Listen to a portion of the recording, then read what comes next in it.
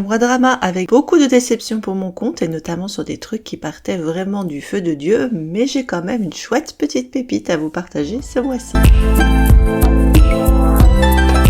Bonjour, bienvenue sur Décalé. Pendant que les gamins ont repris le chemin de l'école ou de la fac, nous aussi on va se montrer studieux et pas relâcher nos efforts dans la consommation de drama. C'est parti, les tops. Love and Bid Farewell, un mini-drama chinois qui aurait sa place dans ma rubrique crack, mais il était vraiment trop addictif et accessoirement de trop bonne qualité dans sa production pour ne pas le faire passer dans la liste des tops. Il suffira de dire que cette série est à regarder absolument pour les fans et les nostalgiques de Goodbye My Princess, parce qu'on est dans le même vibe et qu'on y retrouve des scènes franchement très similaires. Alors certes, je considère qu'Oliver Chun et Pang Xiaojun sont largement au-dessus des deux acteurs de ce drama. Yan Zixuan, qu'on voit partout en ce moment et qui malgré un visage un peu plastique excelle dans les rôles ambigus, et Re Swan Lin, la sœur gentille de Starry Love. Je ne me suis pas autant attachée au perso ni versé des torrents de larmes, mais c'est néanmoins un bon cru dans le genre romance tordue sur laquelle tu ne mises pas pour le happy end. Néanmoins, petit format ne veut plus dire forcément qualité médiocre et il y a des images d'une beauté remarquable. Le pitch. La fille du médecin impérial est en mode infiltration à la cour afin de venger sa famille discréditée et massacrée et arrive en tant que princesse à marier en concubine du roi. L'affaire ne se fera pas, mais dans ses plans, elle se retrouve à conspirer avec un prince souffreteux et mauvais calcul de sa part, vu que, je te le donne en mille et mille, c'est un sacré bâtard qui complote pour virer le prince héritier et prendre le trône. Accessoirement, il fait aussi une fixette sur la nana et notre héroïne, pourtant pas quiche, va avoir un sacré choc lorsque le type gentil dont elle s'était amourachée se révèle une ordure obsessionnelle et contrôle fric. Préparez-vous à vous faire secouer dans cet amour-haine de grande qualité. Stairway to Heaven, une vieillerie coréenne qui est un mélo pur sucre dans la grande tradition de rien ne te sera épargné et une larme par épisode, mais pour autant que c'est too much, et bien comme pour le précédent drama de la liste des tops, ça fait du bien de se vautrer dans une série qui exploite à fond son genre. Et puis même si ça a vieilli, les acteurs ont quand même beaucoup de charme et sont assez touchants si je mets de côté les bitches tellement caricaturales que tu les croirais dessinées par Disney. Cela dit, ça tombe bien puisque cette série s'adresse à des fans de Cendrillon, enfin des fans qui accepteraient une version lacrymale sans issue heureuse 100 ans. Notre héroïne Bichette martyre ne commence pas trop mal dans une famille heureuse, avec des moyens et un meilleur ami d'enfance avec lequel elle a un lien fusionnel et qui est un vrai petit prince charmant en puissance doté de tous les dons et les qualités. Mais les malheurs vont s'accumuler, sinon on n'aurait pas d'histoire. Et donc maman meurt d'un cancer, puis papa se marie avec une marâtre de conte de fées, actrice ratée, qui a 2 gamins d'un précédent mariage, une fille et un garçon. La fille va être maladivement jalouse de la gentille, belle et douée héroïne martyre et va donc lui piquer tout ce qu'elle a, sans que le papa ne calcule rien parce que c'est un naze, et le frère va tomber amoureux d'elle et la harcèle, je peux pas dire autrement, même si elle lui fait clairement comprendre que son cœur est déjà pris. Problème, le prince charmant doit partir étudier à l'étranger et les enfants sont donc séparés un bail, mais le jour de leur retrouvaille, la sœur psychopathe renverse la bichette qui va en perdre la mémoire et va la faire passer pour morte, ce qui permet au frangin de se l'embarquer. Ah bah oui, on a peur de rien, et espérer pouvoir se l'attacher sous une nouvelle identité, voilà, incognito. Des années s'écoulent, mais le prince charmant au cœur brisé que la bitch veut épouser va retomber sur la fille et malgré ses protestations, essayer de la récupérer. Le nombre de twists et de coups de théâtre qu'on va se payer défie toute crédibilité, mais par contre, quel triangle amoureux, et c'est parfait dans son exploitation du mélo sans aucune vergogne. Je plébiscite un remake ou une adaptation en drama chinois, histoire de l'actualiser quand même un petit peu. Alors par contre, je félicite pas le perchiste qui a trouvé le moyen de gâcher la scène d'adieu sur la plage ultra lacrymale. Moi je voyais plus que ça, c'est quand même un peu dommage.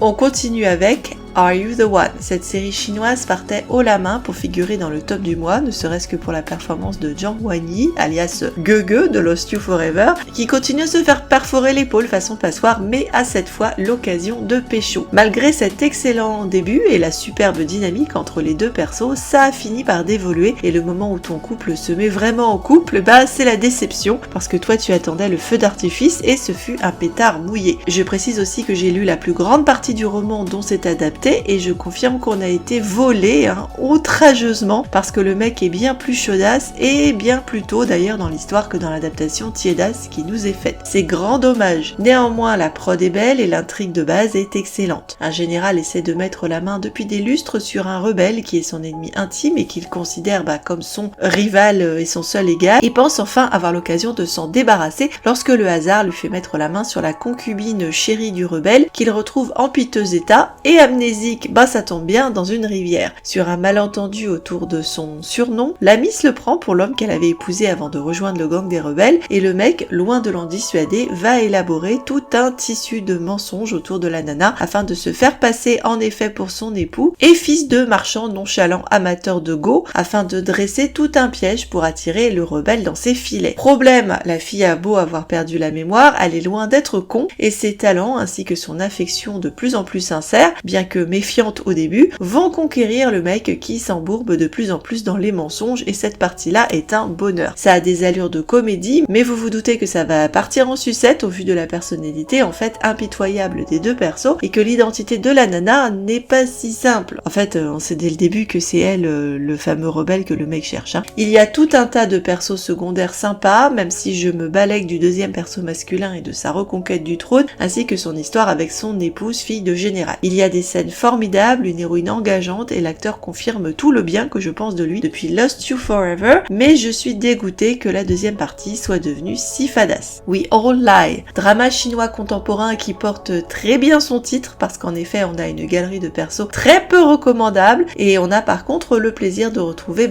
en persos principaux la bitch de Sword and the Brickhead ainsi que l'eunuque de Bloody Romance qui est au passage excellent et que je souhaiterais voir davantage. Une scénariste de drama et un acteur à succès sont un power couple envié de tous, sauf que la nana découvre par un texto que son époux la trompe outrageusement avec une de ses proches. Elle mène son enquête et va tomber de choc en choc en découvrant à quel point tout son petit monde la baratine et combien son époux formidable est un empaffé de première. Le début est vraiment super accrocheur, mais là aussi légère d'évolution avec l'entrée en scène du perso 2, un gamin qui fait pas vraiment le poids face au mari salaud magnifique. En tout cas, quel portrait de l'horreur du monde des acteurs, c'est Dallas, ton univers impitoyable, et j'ai beaucoup ri quand au début la nana cherche l'indice de chaussures Dior et qu'apparemment ça se vend comme des petits pains ces godasses-là. Pour les fans de revenge plot conjugal, sans aucun élément fantastique de renaissance ou quoi ou qu'est-ce, comme ils en ont tendance à user et en abuser en ce moment. You are my secret. Toujours un plaisir de retrouver l'élégant Wade Jumming, surtout quand il porte des lunettes, ce qu'il fait très bien dans cette histoire assez adorable, bien qu'un chouïa trop longue à mon goût. L'héroïne est une nana qui essaie de mettre un peu d'ordre dans sa vie, entre décrocher enfin un CDI dans la banque où elle bosse depuis un bail, et se trouver un mari après une rupture avec son petit copain qui la faisait lanterner depuis un moment. Partie sur un plan speed dating, vlatipa que lui tombe dessus un ancien camarade de bahut, et pas des moindres, puisque le mec le plus convoité du coin pour sa bogossitude et son intelligence, et qui était parti étudier à l'étranger. Et non seulement il vient d'intégrer la banque où elle bosse, mais de plus il lui propose rapidement un contrat de mariage. Évidemment la nana est loin de se douter que ce plan qu'elle pense être juste un arrangement raisonnable sans passion, cache en fait un amour désespéré et fidèle que le mec lui voue en secret depuis un bail et qui nous est révélé par touche de flashback et surtout des fins d'épisodes où on voit les choses de son point de vue. L'acteur est abonné à ce genre de rôle et fait ça très bien et le petit couple est vraiment clairement choupi, tandis qu'on a à côté des collègues de boulot un peu plus haut en couleur mais pas moins intéressants. A Flower on the Continent, mini-drama chinois sympatoche comme tout où un prince otage dans le royaume ennemi de sa famille se retrouve à l'académie impériale en compagnie d'une jeune femme qui a été élevée en garçon par sa mère afin de pouvoir récupérer à sa majorité l'héritage familial géré par l'oncle depuis le décès pas net du papa. Malentendu et quiproquo cocasse à tous les étages quand la fille qui se fait passer pour un mec rencontre pour la première fois en pleine rue le mec travesti en femme qui est en train d'essayer d'échapper à ses ennemis et la nana va donc penser que le mec est comme elle, une jeune femme obligée de masquer sa vraie identité sous un travestissement. Elle va donc insister pour faire colloque de chambre avec lui et vous vous doutez des scènes de comédie que ça peut donner, surtout lorsque le mec découvre très tôt qu'elle est une femme. Le couple fonctionne mais ça devient longuet autour des histoires du mystère familial. The Neighbor of Healing as a Secret. Ça faisait un moment que je n'avais pas parlé d'un drama japonais et ben voilà chose faite pour cette histoire très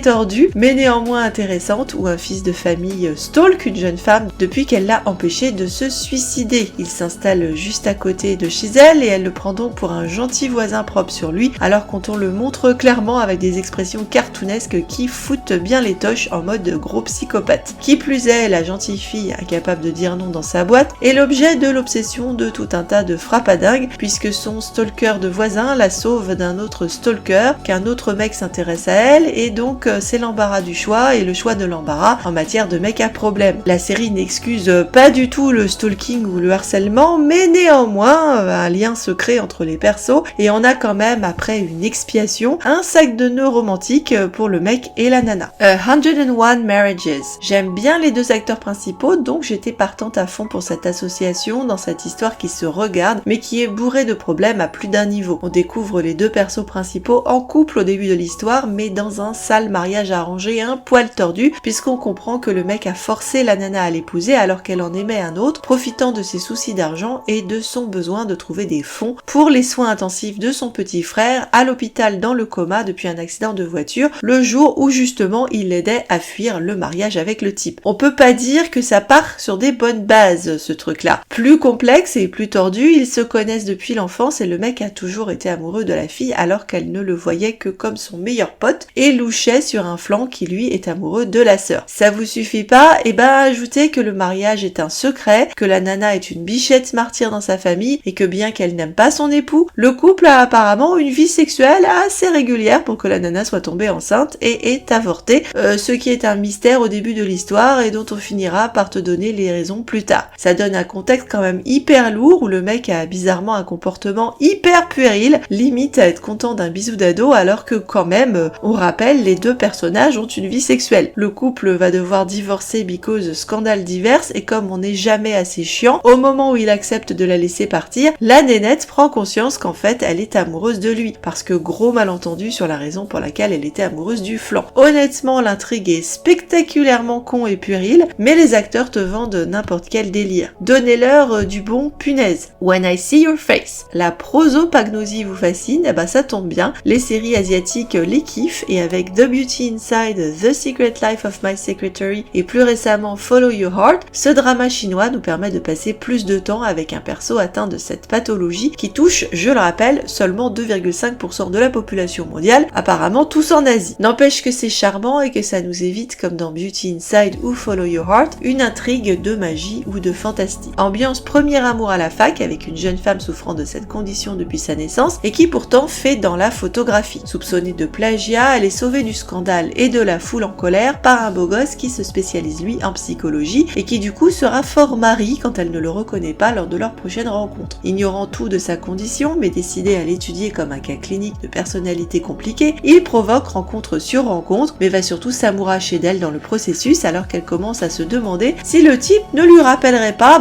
tiens, le gamin qui lui avait déjà sauvé les miches dans son enfance. Parce que le monde est petit et que dans les dramas, tu tombes amoureux for life dans ta période culotte courte. Le petit couple est bien sympa, je dirais même mieux, le petit jeune homme est bougrement craquant et demande à être observé sur le long terme. Du crack, Long Summer, Wei Yang. Les deux acteurs de ce très mini drama chinois se sont retrouvés à enchaîner 3 séries ensemble, je sais pas s'ils ont eu un prix de gros, et clairement, on va pas nécessairement s'en plaindre car ils ont une alchimie du feu de Dieu et le mec est très prometteur dans un style un peu à la Dunglun. J'ai vu 2 des 3 séries et celui-là fonctionne mieux que l'autre en mode trash crack, mais forcément que j'achète un démon vampire amoureux de la fille qui lui sert de garde-manger depuis l'enfance quand la famille de la nana l'a vendu à la secte du mec et qu'a priori le type doit la buter et s'emparer de son cœur. Le début est un peu perturbant tant c'est décousu et le bordel, mais je vous conseille de rester parce que ça va pas vous prendre une plombe à regarder et que franchement il y a une petite ambiance mystérieuse, plaisamment filmée, même si bordélique, avec plein de scènes bien sexy comme on les aime, pas mal jouées avec de la morsure, du bisou jaloux, de la possessivité et tout le tout team. De quoi te mettre dans une bonne ambiance pour Halloween. Le mec cabotine entre le Dunglun du royaume des démons de Ashes of Love et le Dongfang Xingsang de Love Between Fairy and Devil. Lost You, Found You. Généralement, la rubrique crack est une bonne rubrique pour un drama avec Dai Gao Zhang qui assure sur les scènes sexy trash, mais qui cette fois dans ce drama chinois n'use malheureusement pas de son torse-poil avantageux. Bouh!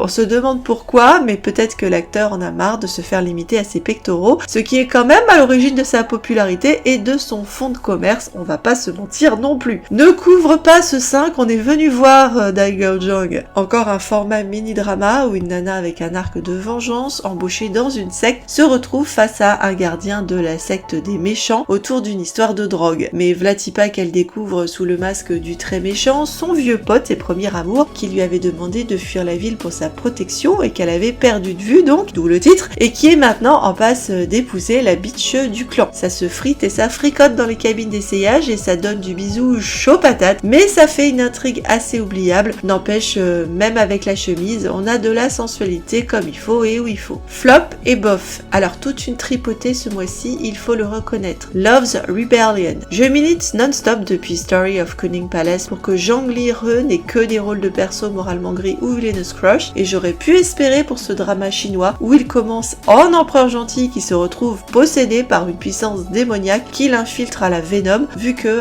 cette puissance démoniaque passe beaucoup de temps à lui causer. Las néanmoins, même quand tu te dis qu'il va devenir un méchant intéressant et que tu commences à préparer le cracker et le champagne, et ben pas de bol, ça reste un gars bien, et ben j'étais pas contente. C'est ce qu'on appelle une opportunité ratée, et malgré quelques scènes sympas, ce truc est un bordel avec pas mal de CGI dégueulasse, et ça dès le premier épisode, ce qui calme quelque peu ton éventuel enthousiasme à la perspective de retrouver cet acteur qui est minouchet comme tout pourtant à regarder. Bon, bref, on a une fille à l'identité pas claire, qui aime fabriquer des poisons, et qui se retrouve à coquiner avec un empereur du ciel incognito sur lequel elle expérimente tout un tas de potions. Ça tombe amoureux et c'est lié par un sort magique, mais pas de bol, le mec se sacrifie pour sauver la fille et est donc possédé par un démon que la fille doit justement combattre, et bien qu'il ait perdu tous ses souvenirs, et ben il retombe amoureux d'elle et c'est reparti pour un tour en avant guingant. C'est bof et brouillon et donc c'est gros dommage. Miss Bai. Pendant qu'on est dans le bordel, mini-drama chinois où une nana reçoit des spoilers de ce qui va lui arriver à travers les teasers d'un drama chinois historique auquel elle est la seule à accéder, ou du moins pense-t-elle, parce que le boss pour lequel elle va se retrouver à bosser a lui aussi un accès aux choses du futur et toute tentative de contrarier le cours des choses va leur compliquer la vie. Les deux acteurs sont assez mignons mais la série est bigrement cheap et le scénar quelque peu indigent. Et en fait, tu es déçu parce que tu préférais presque que ce soit la version historique que la version moderne. Attention Love.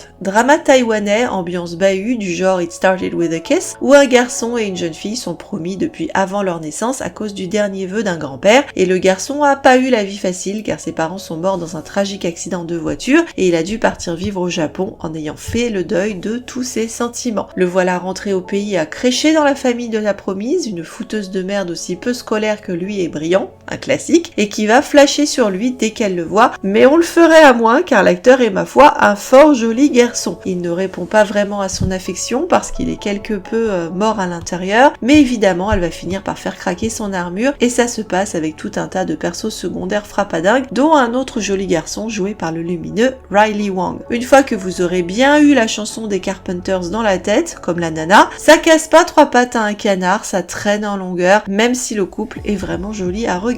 Dawn is Breaking. Ce drama chinois commençait plutôt très bien avec Richard Lee en précepteur cruel qui œuvre à déboulonner la famille royale qui a massacré sa famille et tombe en travers de son chemin sur la jolie promise du prince héritier qui se trouve être la nana dont il est amoureux depuis l'enfance et qui va donc décider de faire capoter sec le jour des noces de la nana avec le prince et se la récupérer en mariage forcé. Évidemment, elle le déteste car elle croit que le prince héritier est celui qu'elle a connu dans son enfance et elle prend le type pour un cruel salopard et donc c'est amour-haine au début et ce sera la meilleure partie de la série parce qu'après ça tombe vite amoureux et ça devient vite chiant et alambiqué de plus en plus au fur et à mesure. Également dommage. Romantic Boyfriend. Dans ce mini-drama chinois, une nana, sur les conseils de sa copine, embauche un acteur pour jouer le rôle de son petit copain lors de la visite chez les parents lors du nouvel an chinois, vu qu'elle en a marre qu'ils lui mettent la pression pour se mettre en couple et que tout ce qui l'intéresse c'est les relations avec des petits copains virtuels, vu qu'en fait elle a peur des garçons. Le type que j'avais apprécié en Villainous Crush dans Part Forever la prévient de ne pas tomber amoureuse de lui et elle se dit qu'il y aura pas moyen, mais oh surprise, il y en aura et pour les deux et voilà quoi, rien de oufissime. C'est très bof et ça traîne en longueur vu ce qu'il y a à raconter. Go East. C'est un peu ma devise d'aller à l'Est depuis un moment et c'est une série chinoise qui permet de passer du temps avec Tan Tien-se. Jamais un problème en ce qui me concerne. Ici à des lieux de sa performance de Xiang Liu en fouteur de merde qui va grimper les échelons de la société et se retrouve à coquiner avec une migrante illégale venue des terres barbares qui infiltre la ville et qu'il prend sous son domicile en tant que servante. Très vite, elle va lui faire la vie et va faire un peu ce qu'elle veut et son identité est évidemment bien plus compliqué, et là aussi il y a d'excellentes scènes, mais je n'ai vraiment pas accroché à toute cette histoire et sa bande de persos, même si je reconnais que même en comédie,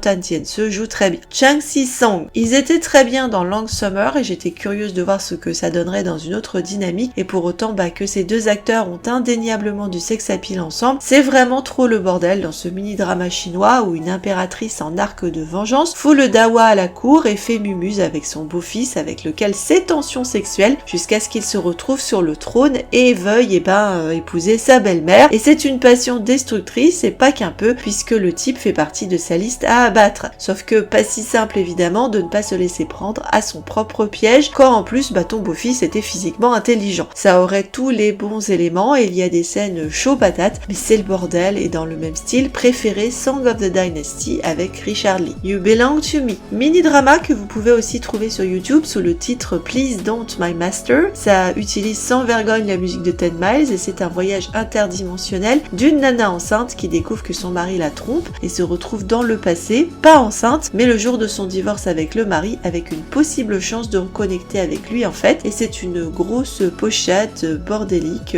et très cheap. Voilà. Debut Queen, drama chinois qui associe pour la 3e fois les acteurs Zhao Yichin et Li Tiachi qui contractent un arrangement de mariage parce qu'elle a besoin de lui pour ouvrir une pâtisserie et que lui ne veut pas du mariage arrangé par sa mère. C'est mignon et joyeux au début, mais je me suis vite barbée et la relation entre les deux est insuffisamment exploitée alors que l'acteur nous a récemment donné dans plein de choses sexy et intenses et que les deux acteurs fonctionnent très bien, notamment dans Wait My Youth. Cloud Embracing the Moon. J'avais beaucoup apprécié l'acteur dans Love Strikes Back l'an dernier, donc j'étais a priori ravie de le revoir dans ce mini-drama chinois, mais oh punaise que ce fut un trainwreck bordélique qui présente quand même quelques curiosités que je vais mentionner pour la forme. Une actrice plutôt sexy et pulpeuse, fait rare dans les dramas chinois, et des moments à la limite du girl love, également assez culottés vu la relation compliquée entre les deux nanas. On est presque étonné que les filles ne fassent pas route ensemble plutôt qu'avec les deux autres mecs qui sont quasiment phallos là-dedans. Il y a une histoire tirée par les cheveux de vengeance avec une nana de secte qui groom l'héroïne en lui infligeant une cicatrice assez chemo et se balade avec des masques de poupées, un attachement depuis l'enfance entre un prince qui se fait passer pour un petit mouton mais complote quand même, une autre nana qui intrigue et se retrouve mariée à son ennemi, et c'est vraiment un bordel sans nom à suivre malgré quelques bonnes scènes et quelques moments d'intrigue bien angsty, notamment quand le couple pense être frère et sœur et que ça complique quand même bougrement leurs sentiments quelque peu en mode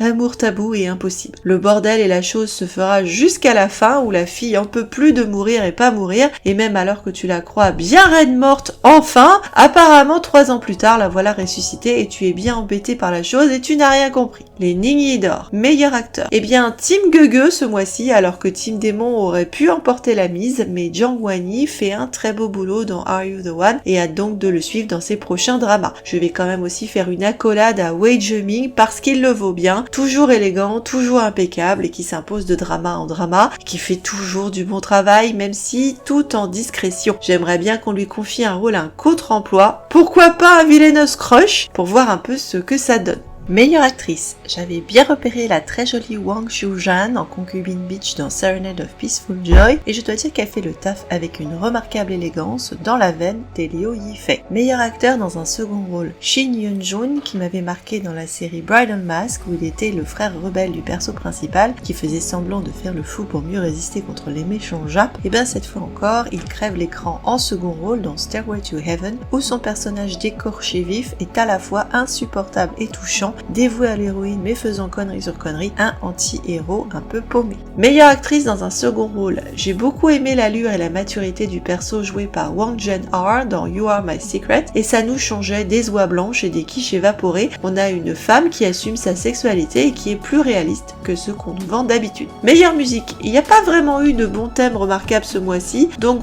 tout ce qui m'a marqué c'est la BO de Stairway to Heaven qui reprend notamment une variation de What Else, le titre de Led Zepp. Meilleure scène. À croire qu'ils deviennent frileux avec le retour de l'automne, mais moins de torse-poil ce mois-ci, déjà qu'on n'a pas pu compter sur Dai Gao Zhang. Néanmoins, rassurez-vous, je vais pas vous laisser crever la dalle, et donc plaisir d'offrir, joie de recevoir avec You Are My Secret.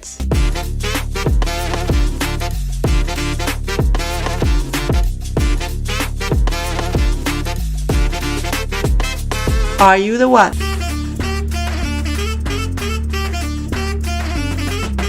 Attention Love.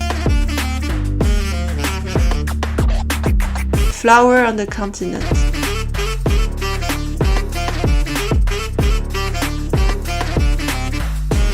Romantic Boyfriend.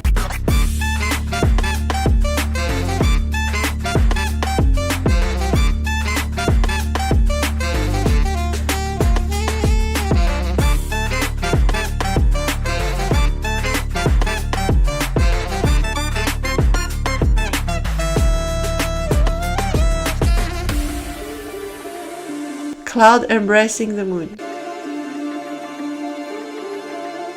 Et Love and Bid Farewell.